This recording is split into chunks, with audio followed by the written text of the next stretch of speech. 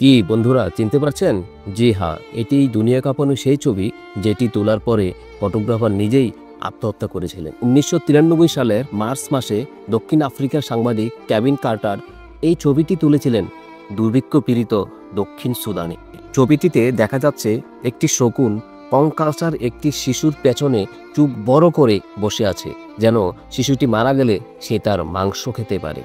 আসলে এই শিশুটি দুর্ভিক্ষ পীড়িত সুদানের আয়ত নামক একটি জায়গা থেকে প্রায় আধা মাইল দূরে জাতিসংঘের খাবার বিতরণ কেন্দ্রের দিকে যাচ্ছিল। একটা সময় সে উবু হয়ে মাটিতে মাথা ফেলে নিথর হয়ে পড়ে যায়। ঠিক ওই সময় একটি ক্ষুধার্ত শকুন শিশুটির পেছনে লোলুপ দৃষ্টিতে মৃত্যুর পরে ওই শিশুটির মাংস খাওয়ার জন্য বসে আছে।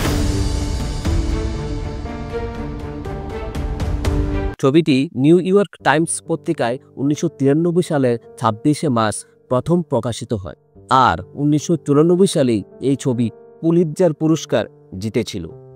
পুলিৎজার পুরস্কার জেতার ৪ মাস পর কেভিন কার্টার আত্মহত্যা করেন মাত্র ৩৩ বছর বয়সে। মৃত্যুর আগে সে তার ডায়েরিতে লিখে যান যে এই ছবি তোলার পর থেকেই তিনি মানসিকভাবে বিপর্যস্ত ছিলেন। বিশ্ব স্বাস্থ্য সংস্থার মতে প্রতি বছর ১,৫০,০০,০০০ শিশু মারা যায় ক্ষুধার্ত অবস্থায়। বিশ্বের ১/৩ মানুষ ক্ষুধার্ত। প্রতি ৩.৬ সেকেন্ডে কোনো না কোনো একজন মারা যাচ্ছে শুধুমাত্র ক্ষুধার তাড়নায়। আমাদের এই উপমহাদেশ এবং আফ্রিকায় বিশ্বের ২/৩ ক্ষুধার্ত মানুষ বসবাস করে। ৯০-এর দশকে ১০ কোটিরও বেশি শুধুমাত্র শিশু ক্ষুধার কারণে মৃত্যুবরণ করেছিল।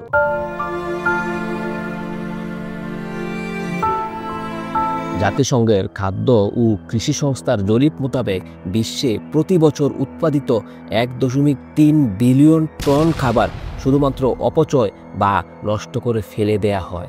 আমরা এমন এক বিশ্বে বসবাস করছি যেখানে অনুন্নত এবং উন্নয়নশীল দেশগুলোতে ক্ষুধা ও অপুষ্টি এক চিরন্তন সত্য। খরা, যুদ্ধবিগ্রহের কারণে মাইগ্রেশন বা অভিবাসন, খাদ্য সামগ্রীর ঊর্ধ্বমূল্য, সামাজিক অস্থিরতা, বঞ্চনা, বৈষম্যমূলক বন্টন ব্যবস্থার কারণে বিশ্বের কোটি কোটি মানুষ অনাহারে অর্ধাহারে দিনাতিপাত করছে এবং মৃত্যুবরণ করছে। সেই নেতিবাচক পরিস্থিতিতে বিশ্বব্যাপী খাদ্যের এই অসহনীয় অপচয় মর্মান্তিক ও দুর্ভাগ্যজনক শুধু নয়, নৈতিক, অর্থনৈতিক এবং পরিবেশ দিক থেকেও এক জঘন্য মানবিক অপরাধ।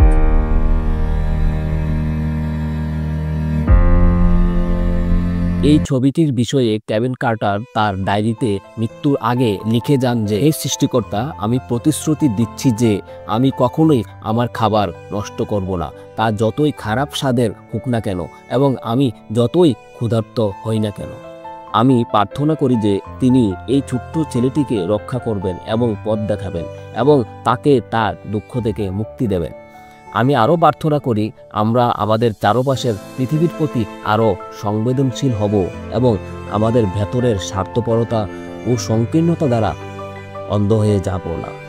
আমি আশা করি এই ছবি সর্বদা আমাদের জন্য উদাহরণ হিসেবে কাজ করবে যে আমরা শিশুটির তুলনায় কতটা ভাগ্যবান এবং আমরা আমাদের জীবন ধারণের খাবার কারণ ছাড়াই পেয়ে যাই এমনটা অবশ্যই মনে করব না।